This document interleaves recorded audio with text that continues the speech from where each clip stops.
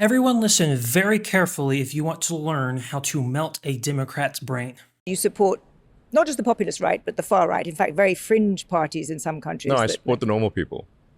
Okay. What you call the far right, falsely. You think is the normal person. Okay. Yes.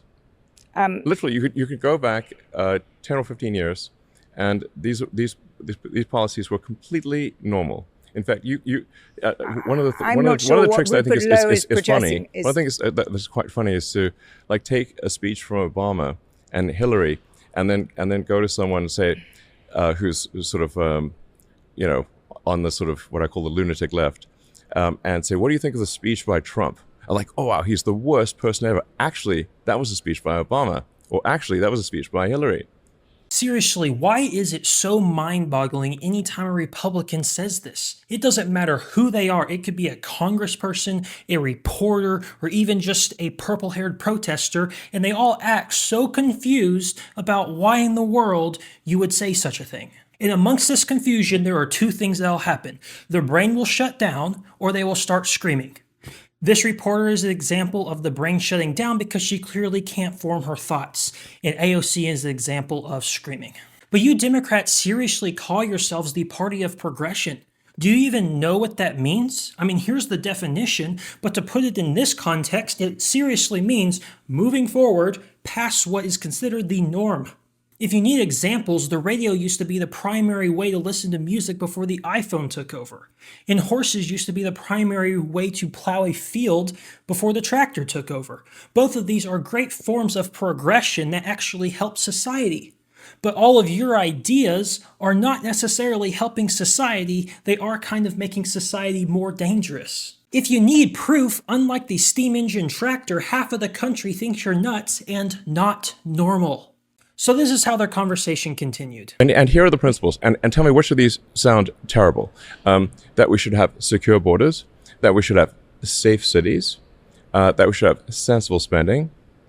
Which of those three are far right Those fringe? No, and I would like to just admonish you and the media for the absurd characterization of the far right. It is false and misleading and nonsense. Please keep this part in. We'll keep all of this in, but let me... Please give me one good reason why any of those three things are not normal. I mean, football stadiums and schools have gates which are considered borders, and then most normal people don't want to walk through downtown Detroit and have a chance of getting murdered. And also most normal people don't want their tax money being spent inefficiently. Those three things are Republican talking points, and it seems like Democrats totally disagree with all three of those things, which I would say is the normal way of thinking. And then she has the audacity to try to say, oh, well, those three are fine. What is she talking about? ICE and the National Guard are two of the biggest problems for the Democrats right now.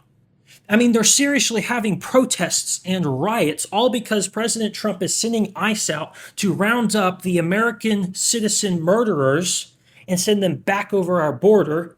And then he's sending the National Guard into our major cities like Washington, D.C. to clean up the crime.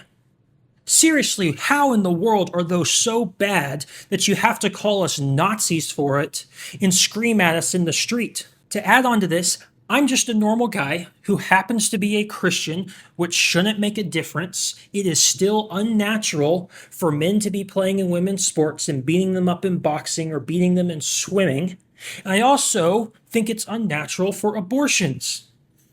That's just me, and I think it's normal to have that opinion. It's natural to have that opinion, but I get called a Nazi for it.